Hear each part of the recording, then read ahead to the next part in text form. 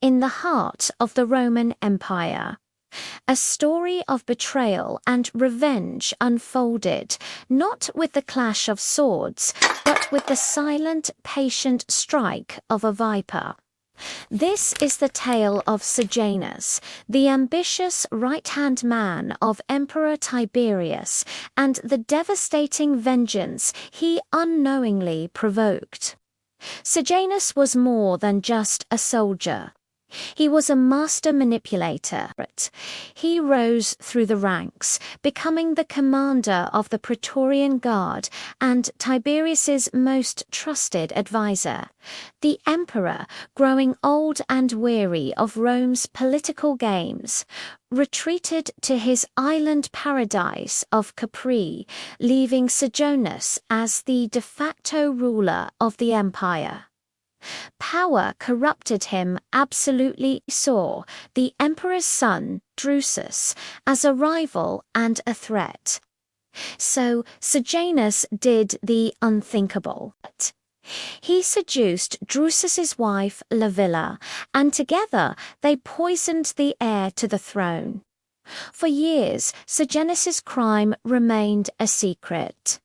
He consolidated his power, eliminating his political enemies one by one.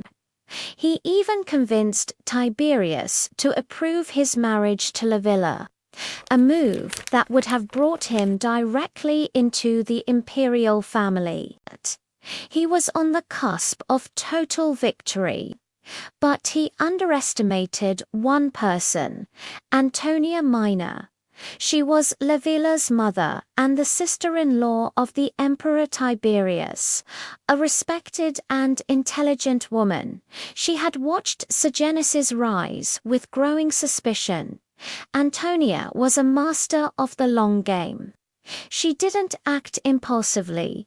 Instead, she gathered evidence, patiently waiting for the perfect moment. She learned of the affair between Sejanus and her own daughter, and through her network of loyal servants, she uncovered the dark truth of her grandson's murder. Her heart was broken, not just by the loss of Drusus, but by the betrayal of her own child, Livilla. She knew a direct accusation against the most powerful man in Rome would be suicide. So she penned a secret, detailed letter to Tiberius, outlining every detail of Sejanus's treason and the murder of his son. She entrusted this explosive document to her most loyal freedman, Pallas, who undertook a perilous journey to Capri. When Tiberius read the letter, his world shattered. The man he had trusted like a son had betrayed him in the most profound way possible. But Tiberius, a paranoid and cunning ruler himself, didn't lash out. Instead, he mirrored Antonia's patience. He began to play a deadly psychological game with Sejanus. He sent mixed signals to Rome one day, hinting at granting Sejanus even greater powers, the next subtly undermining his authority. The trap was set. Tiberius summoned Sejanus to the Senate, promising to bestow upon him the power of a tribune, a massive honor. Sejanus walked into the Senate house that day expecting his final triumph.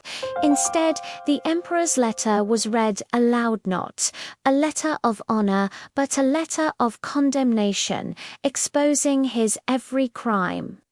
The senators, who had once feared Sejanus, turned on him in an instant. He was arrested, dragged through the streets, and executed. His body was torn apart by the mob. But the revenge wasn't over. Antonia's final act of justice was perhaps the cruelest. When her daughter Livilla's role in the conspiracy was exposed, Antonia locked her in a room and left her there. With no food or water, Livilla slowly starved to death, forced to confront the horrifying consequences of her actions at the hands of her own mother. This wasn't a story of glorious battles, but of a quiet, calculated revenge that dismantled an empire's most powerful man.